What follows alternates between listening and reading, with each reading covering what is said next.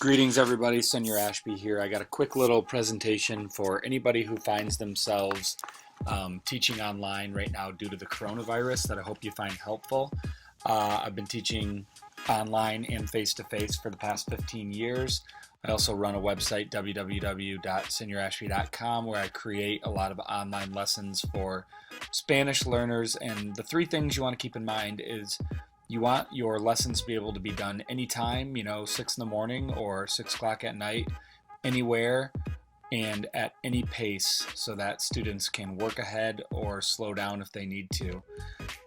This is an awesome graphic that a lot of what this presentation is based on, and so I highly recommend you pause it and read through that. But anyways, a couple quick highlights from that is, you really should be limiting your synchronous live meetings. So in other words, the Zoom meetings. I know that a lot of teachers I'm seeing out there are doing Zoom, which I think is great, but keep in mind, Zoom is for connecting with students and connecting students with one another. So don't go on Zoom and do a lecture. If you're going to do that, you're better off just making what's called an asynchronous video, and that way students can pause the video, they can watch it whenever they want.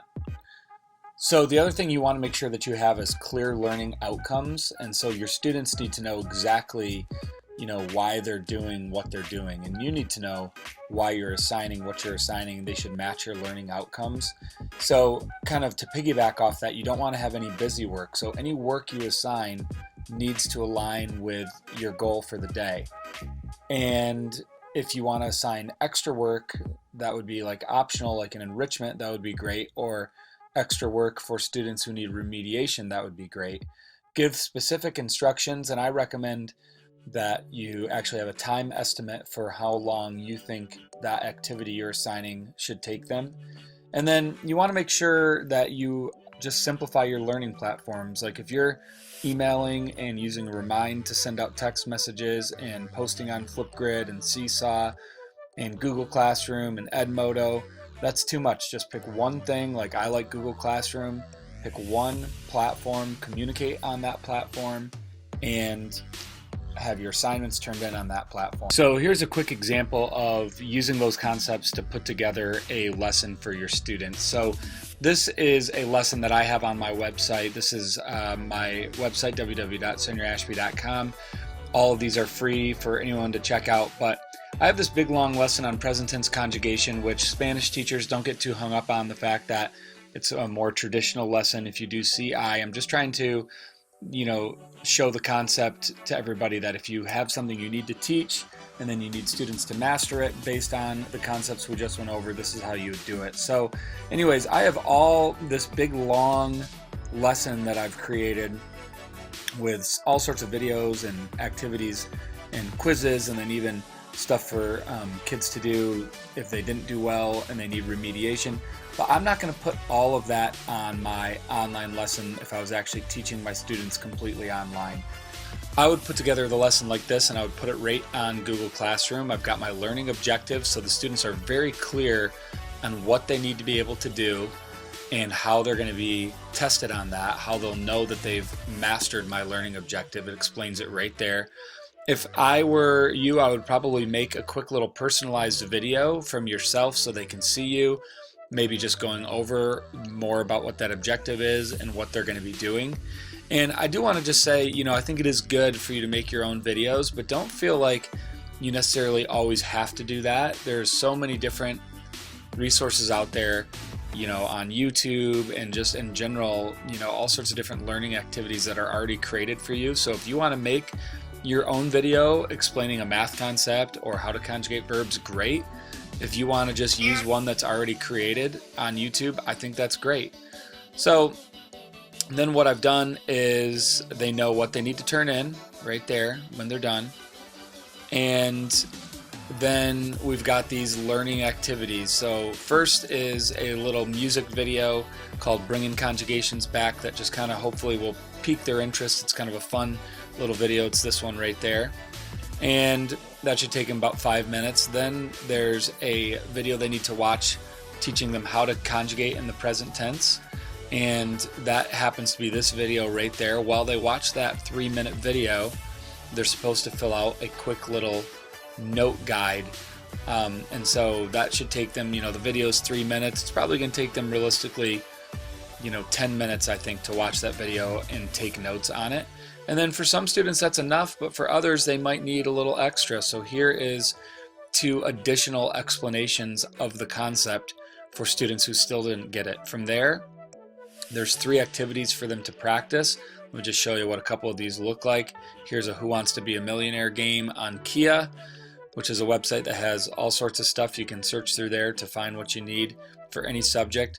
And then this is a Jewels of Wisdom game where they're conjugating verbs, and it looks like this, kind of Bejeweled sort of a game. It's kind of a fun one, but they got to conjugate the verbs there. And again, this is on cram.com, which has all sorts of different subjects as well. It's not just for Spanish.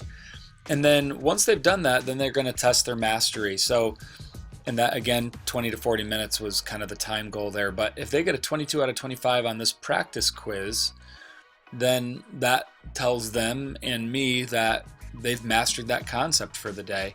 If they get lower than that, they should do some of these extra activities or redo the activities up there and then try the quiz again.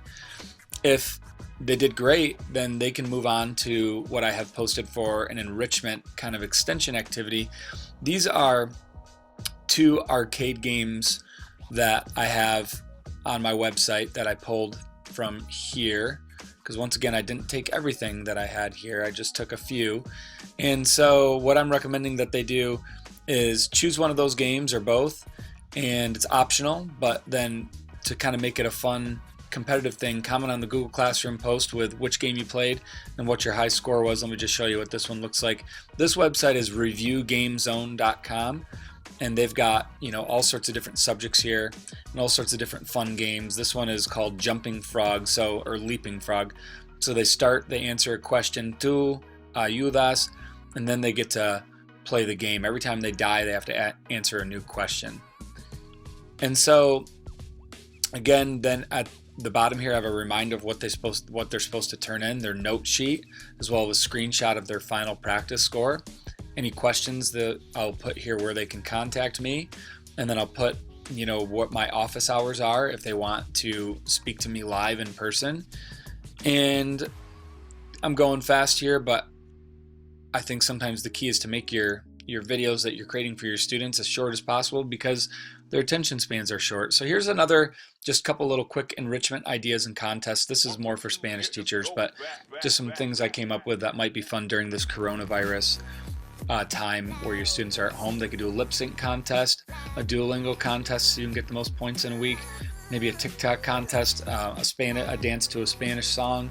These are some of those online games that you could do with kind of a high score contest. ReviewGameZone.com, Quizlet, Cram.com. There's of course quizzes and Kahoot, which you can do non-live versions of those games, which is fun. And then lyrics training, if you've ever tried that, that's another gaming sort of a activity that they can do and post their high score. If you're going to do those Zoom sessions, here's some ideas I had. Facilitate conversations with your students, with each other, and get them talking to each other. You could do office hours where you're just there in Zoom and they can check in and just join your classroom, and then you can answer any questions they have in that one-on-one setting. You could do small conversation groups with like 4 students at a time. If you have a cool TPRS lesson that you do that needs a lot of audience participation, that would be cool as well. I hope this was helpful, and if you have any questions, please let me know.